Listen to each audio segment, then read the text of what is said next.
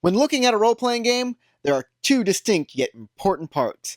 The setting, character, and story, commonly referred to as the fluff, and the game mechanics, which I call the crunch.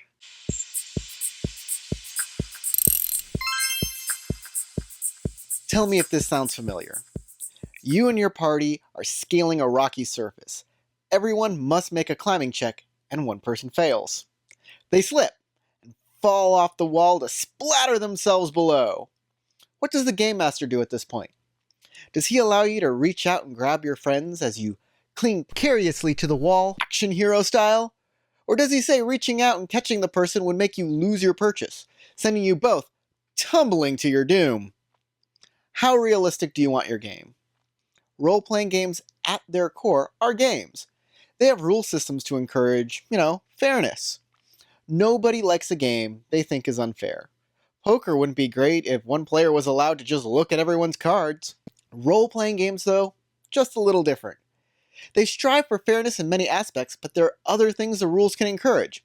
And one of those things is realism. Realism, within the context of rules making, is a system of rules used to simulate real-world conditions. Realism can simulate fairness.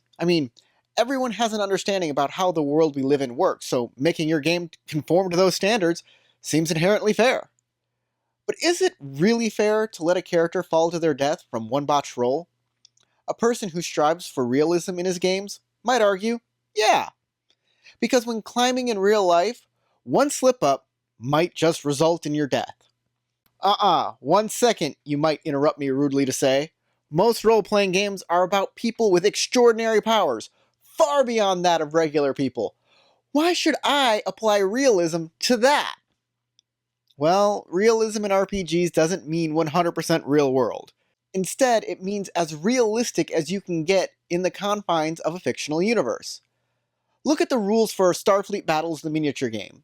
It has, in my opinion, the most realistic interpretation of starship battles from Star Trek I've ever played.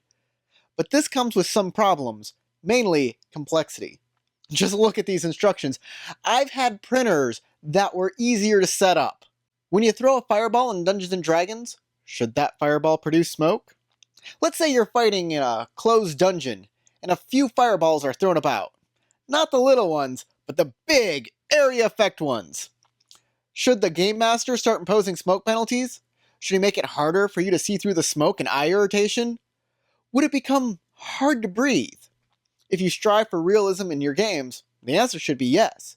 Yet almost no one, even those that cry out for more realism, would impose rules like this. You see, with more realism, there is usually more complexity, and complexity can be the ruiner of game playability. Game playability is basically how easy it is to learn and how smoothly a game plays. Rules that are simple to understand and implement have good playability, but usually don't have much realism. Let me give you an example. One of Dungeons & Dragons' more famous rules is the critical hit. Roll a 20, and you succeed in a spectacular and dramatic way. But let's pull the rule apart a little bit. Since you need to roll a 20 on a 20-sided die, that gives you a 5% chance every time of making a crit. This seems a little high for a realistic standard. And it also means it's as easy to crit for an unskilled person as a skilled person. In 3rd edition Dungeons & Dragons, they decided to address this problem by adding in a confirm to crit roll. Only after the second roll is a success does the critical happen. When D&D came out with 4th and 5th edition, the rule was omitted. That's because confirming the crit rule slowed the game down by making an extra step. And it also made lower level characters feel more worthless by cheating them out of their prize 20. The game felt less epic. For the sake of playability and fun, they returned to a simpler rule. Now, it sounds like I prefer playability over to realism, and you'd be mostly correct. I feel a game should strive to be realistic without sacrificing playability and fairness. After all, if a game balks in the face of physics without supernatural or sci-fi explanations, then the players will think it laughable and may lose interest. The balance can be tricky at times. The rules where they try realism can feel clunky and stick out like a sore thumb. Who really bothers with the encumbrance rules? Juxtapose this with Legend of the Five Rings' strength requirements for weapons. Players at a glance can just see if they can use a weapon without any math involved.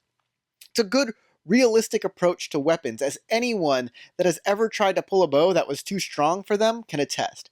It's both simple, which makes it have good playability, and yet realistic enough to satisfy most people's sensibilities. Do you think realism or game playability is more important in a game? What are your favorite examples of realism in an RPG? I'd love to hear from you. I hope you're all subscribed to my channel. I have a tendency not to make as many videos like this as I should. This is mainly because I see this as a hobby and not something I can make a living at. But I want you to help with that. I made a board game called Cosmic Forge where you can build a solar system from scratch. I encourage everyone to get a copy because it's super fun. The money I make from it will allow me to have more time to produce videos like this. So, you get an awesome, fun board game, and you get more videos about role-playing games. There's no downside for you. So what are you waiting for? Go out there, buy it, and you'll get everything you ever wanted in life. I guarantee it.